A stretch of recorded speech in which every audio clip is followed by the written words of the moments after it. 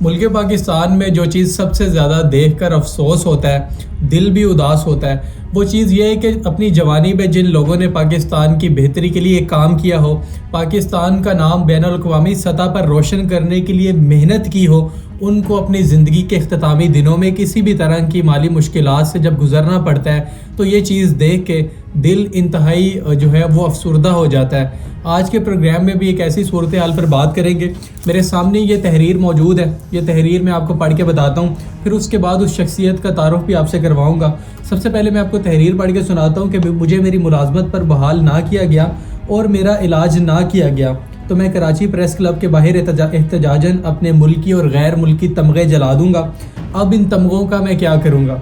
یہ کہنا ہے کہ پاکستان کے مایہ ناز باکسنگ سٹار عبدالرشید کا، جو 16 برس تک پاکستان کے نیشنل چیمپئن رہے، 2 مرتبہ سیف گیم کے گولڈ میڈلسٹ بھی رہے اور ایشیا کے ٹاپ اور ورلڈ رینکنگ میں 5ویں نمبر پر رہے، یہ صورتحال ہے۔ پھر اس طرح کی جب چیزیں سامنے آتی ہیں تو انہیں دیکھ کے دل انتہائی افسردہ ہو جاتا ہے کہ پاکستان کے اندر جن لوگوں نے پاکستان کی بہتری کے لیے کام کیا ہوتا ہے، اپنی جوانی میں پاکستان کا نام روشن کرنے کے لیے محنت کرتے ہیں، ان کو زندگی کے اختتامی دنوں میں اس طرح کی مالی مشکلات سے گزرنا پڑے کہ انہیں اپنے علاج کے لیے بھی حکومت وقت سے یا پھر لوگوں سے جو ہے بھیک مانگنا پڑے، تو دل کئی سوال کرتا ہے کہ اپنے ملک میں جو آخر ہمارے اصل ہیروز ہیں، ہم ان کے ساتھ کس طرح کا سلوک کرتے ہیں۔ مزید تفصیل آپ لوگوں کے ساتھ شیئر کرتے ہیں،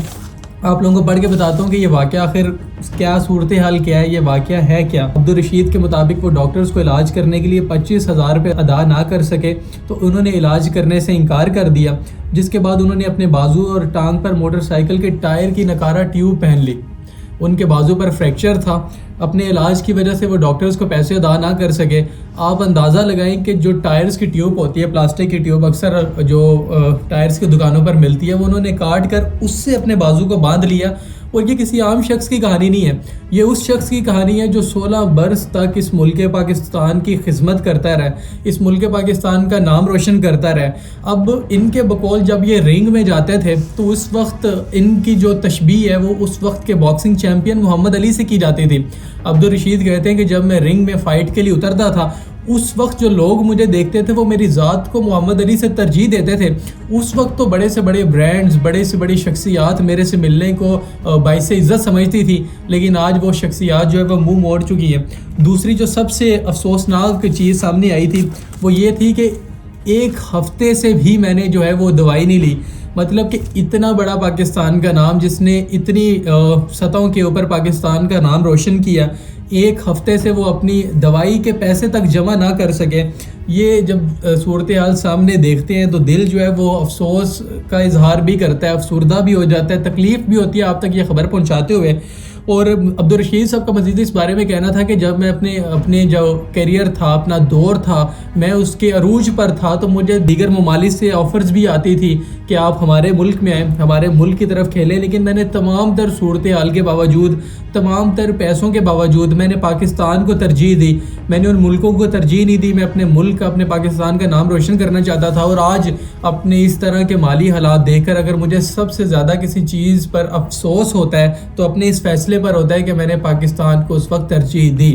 یہ ہے صورتحال، اس کے اندر بے شمار تفصیل لکھی گئی ہے، لیکن آپ لوگوں کے ساتھ یہ باتیں شیئر کرنے کا مقصد یہ تھا، ساری باتیں شیئر نہیں کی، صرف ان باتوں کا جو ہے وہ موضوع آپ لوگوں کو بتایا۔ ان کے اندر، موضوع کے اندر ایک مزید ایک دکھ بھری کہانی لکھی ہے، لیکن آپ لوگوں کو صرف یہ بات بتائی کہ اگر پاکستان کے ہیروز، وہ لوگ جو کہ پاکستان کا نام روشن کرتے ہیں، انہیں اپنی زندگی کے اختتامی وقت کے اندر اس طرح کے حالات سے کیوں گزرنا پڑتا ہے۔ ابھی ہمارے سامنے کچھ وقت پہلے کی بات ہے، عمر شریف صاحب بھی، انہیں بھی حکومت وقت سے مدد مانگنی پڑی۔ اگر اس طرح کی ہیروز کو اس طرح کی مالی مشکلات کا سامنا کرنا پڑے تو ان کی داد رسی کی جائے۔ پروگرام میں اپنے فیڈ بیک سے ضرور آگاہ کیجیے گا۔ مجھے اور میری ٹیم کو دیجیے اجازت۔ اللہ حافظ۔